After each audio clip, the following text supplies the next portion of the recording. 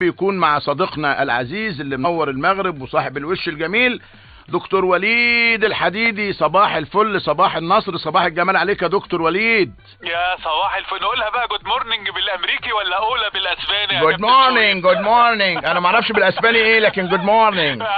هم الامريكان جود مورنينج، الامريكان ما بيقولوش جود مورنينج زينا يا مورنينج، فاحنا بناكلها كده يعني. او نقول لهم نقول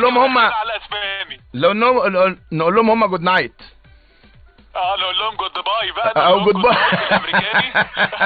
جود باي. لسه بقى نقول اولى بالاسباني ان شاء الله. المباراه القادمه مباراه التاريخ للنادي الاهلي. قول لي بقى الاجواء امبارح بعد هذا الفوز الجميل والانتصار الرائع للنادي الاهلي ومواصله مسيرته كالعاده. النادي الاهلي بقى رقم في كاس العالم للانديه يا دكتور وليد.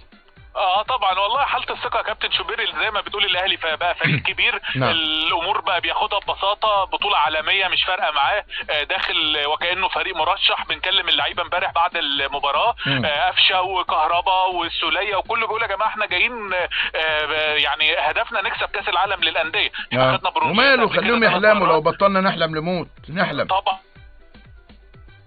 الو طبعا اتفضل يا دكتور. النادي الاهلي الحقيقه ظهر بشكل ثابت. نقدر نقول كولر كلمناه بعد المباراه، طبعا قال ان احنا اكيد في الشوط الاول برضو ما كانش على قدر المنتظر، وقال انا شديت اللعيبه بين الشوطين وزعقت وشخطت وقلت لهم ده مش ادائكم وده دي مش طريقتكم. وبالفعل اداء الشوط الثاني كان افضل.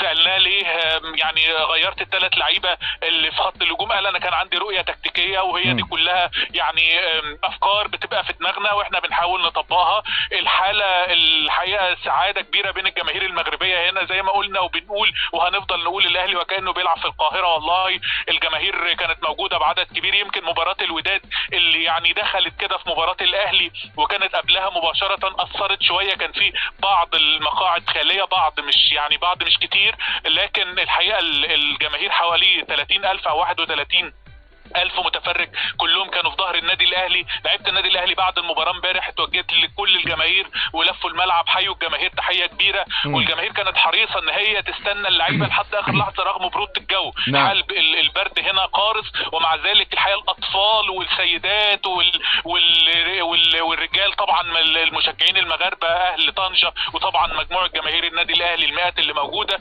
اجواء عالميه بالفعل.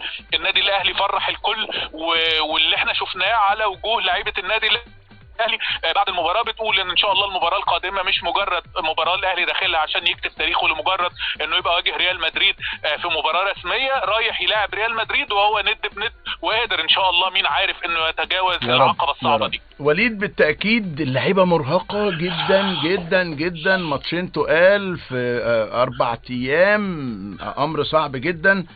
يعني كولر هيمشي نظام التدريب ازاي من النهارده؟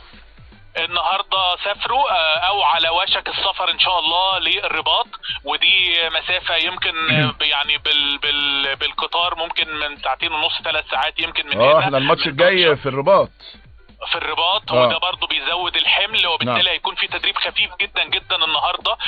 تدريب كمان هيكون متوسط القوه 6. من حظ الاهلي انه ماتشه يوم 8 من 7 الحمد لله، لان الهلال وفلامينجو هيلعبوا يوم 7 عشان هم لاعبين ماتش اقل كمان، عشان الهلال لاعب ماتش اقل بالظبط. هو ده لان الاهلي لعب ماتشين فمنطقي انه يلعب يوم 8. صحيح. كمان ان شاء الله التدريب الرئيسي والقوي هيبقى على ملعب مولاي عبد الله بالرباط يوم 7 باذن الله قبل المباراه بيوم. ده ان شاء الله بقى اللي احنا هنكون حاضرينه وهنكون متابعين بقى. اعتقد ان كولر قد يجري بعض التعديل في التشكيل عشان السبب اللي حضرتك قلته، ارهاق اللاعبين. كمان طبعا المواجهه ريال مدريد مختلفه عن المباراتين اللي فاتوا اكيد. اعتقد ان الامور ان شاء الله ماشيه بشكل كويس. اتمنى ان الاجهاد ما ياثرش على اللعيبه، واتمنى ان شاء الله ان نتيجه المباراه كلنا بندعي ان هي تكون لصالح النادي الاهلي.